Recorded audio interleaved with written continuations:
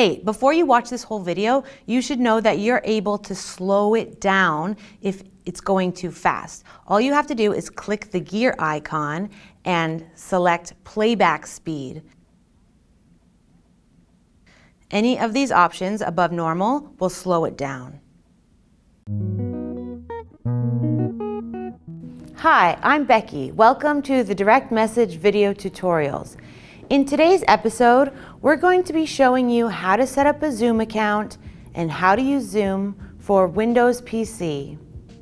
Zoom is a video calling service that was originally made for businesses to have online meetings, but you can also create a personal account where you can talk to your friends and family.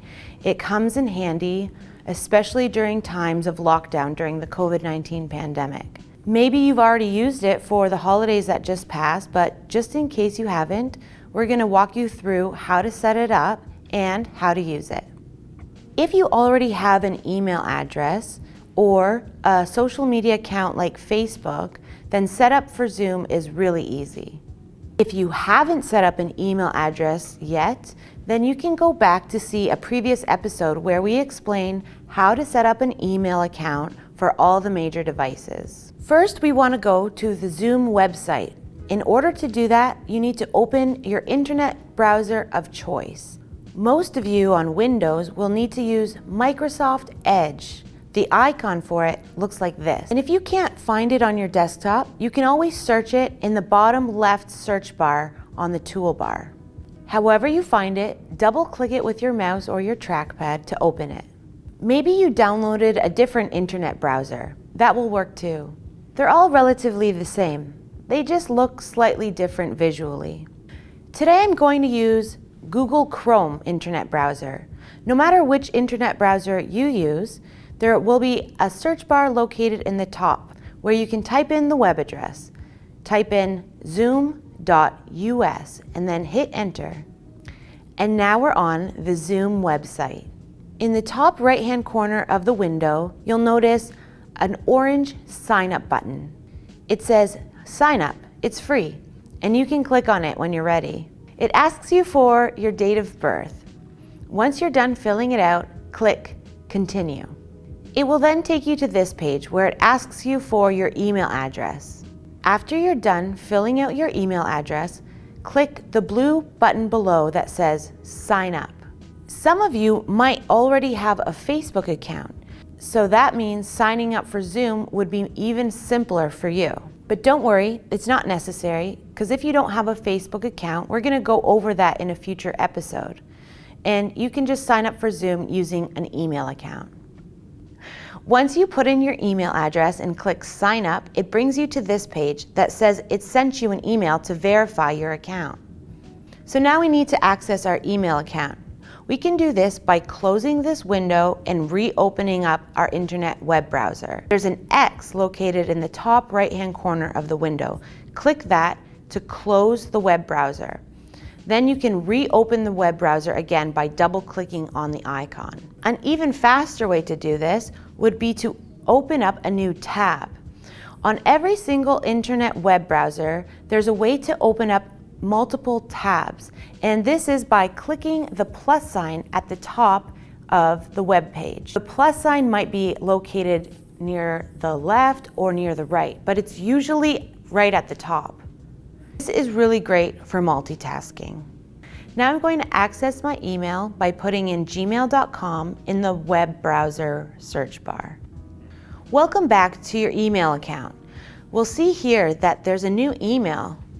If you have not yet received an email verification from Zoom, then it's likely that you didn't put in your correct email address.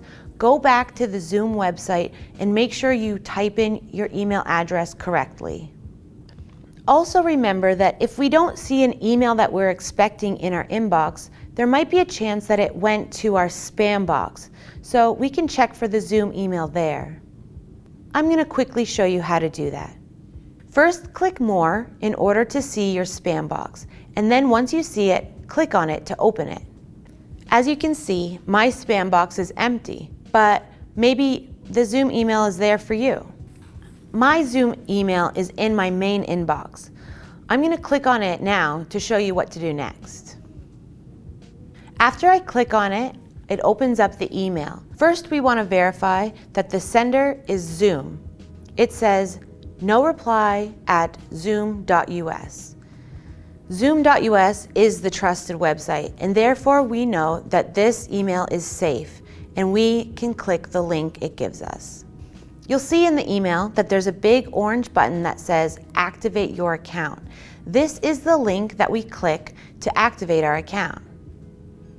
Once we click the orange button, it brings us to this page that says Welcome to Zoom, where we fill in our first name and our last name, and it asks us to create a password. This is an important tip.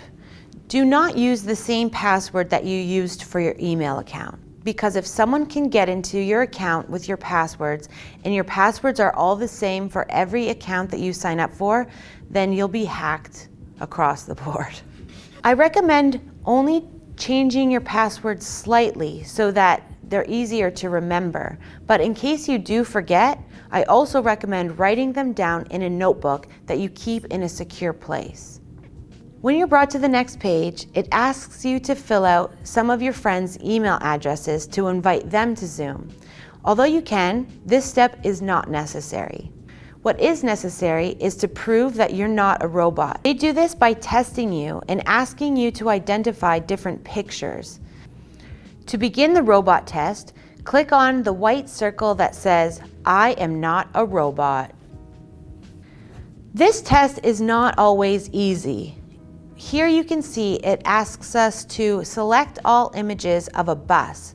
So take your time and look carefully. If you have vision challenges, there's an option to take an audio test instead. Click the headphones icon to do that. And don't worry, if you mess up, you can just try again. Click the Verify button on the bottom right-hand side of the window. This brings us to the final page. We're almost done. All we have to do now is click the button that says Go to My Account. As you can see, there are different options on this page, but chances are you'll only ever have to use 3 of them. They say Schedule a meeting, Join a meeting, and Host a meeting. No matter which option you click, it'll take you to a page that looks like this. Once you click one of the 3 options, it may automatically download the Zoom app to your computer. Don't worry, this is actually quite handy. This creates a shortcut, and it allows you to open Zoom directly from your desktop, instead of having to do it through your web browser. Don't worry, if it doesn't automatically download, you can download it yourself by clicking the words in blue that say Download Now. It also gives you the option to not download anything. So instead, you could click Join from Browser. When it starts to download, it looks like this. It pops up in the bottom of our screen. It really shouldn't take more than a few minutes. It will tell you once it's finished downloading. On Windows, it will automatically install. That process looks like this. After it finishes downloading, it will likely open. But if it doesn't, then you can open it yourself by double-clicking on the icon located in the bottom toolbar. And remember, if you ever have any trouble locating any app, including Zoom, you can always search for it in the bottom search bar. Now that we've opened it, it looks like this. This is how most of our Zoom meetings will start. Once we click the button that says Join with Computer Audio, that will take us inside the meeting. Now I'm going to show you some features of Zoom. Now we're going to go through the buttons at the bottom. They're very useful and simple. Keep in mind that there's no one on this video call with us, but if there was, you'd be able to see them in the screen. Start off with this button here, the mute button. It looks like this. When we left click it with our mouse or our trackpad, we can turn our microphone off. A red slash through the microphone icon will appear, and we can turn it back on by simply clicking it again. This is extremely handy if you have other noises going on in your room. I've noticed that some people's microphones are stronger than other people's, so if you are in a noisy room, it might detract away from someone else talking. So it's good practice to only put on your microphone when you're trying to speak. Beside the mute icon is the Start Video icon. It looks like this. Right now it has a red slash through it. Most of the time it stays off automatically until you manually turn it on. We can turn it on by clicking it, but let's leave it off for now. There are a few more buttons to go over, but the most popular ones are Chat and Share Screen. This is the chat icon. It looks like this. When you click it, it opens up a chat window. You can type messages to other people in the call. If you click the word File, it even allows you to attach files to send to your friends and family, like a picture or a video or a document or a song. When you click the chat icon again, it will hide the chat box. Next to the chat icon is a green icon that's for sharing your screen. When we click that, it enables us to share our screen with everyone else on the call. This is also really great if you need help with something, like setting up a program. When you're ready to leave the meeting or end your call, you can do that by pressing the red button in the bottom right-hand side of the window. It says End Call. Once you click it, it will ask you to confirm, so giving you another chance to not leave the meeting.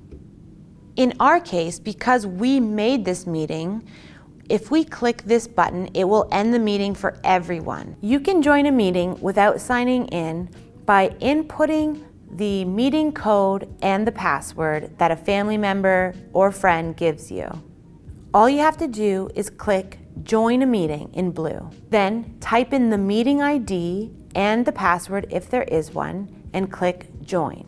But if you want to host the meeting and start it yourself, then you'll need to sign in to do so.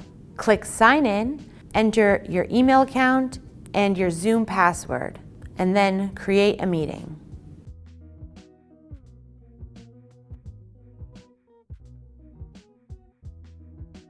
That's really all there is to it, but stay tuned for some Zoom etiquette tips later. Thanks for watching the direct message video tutorials on how to set up Zoom for an Android device. Click here to watch our next episode.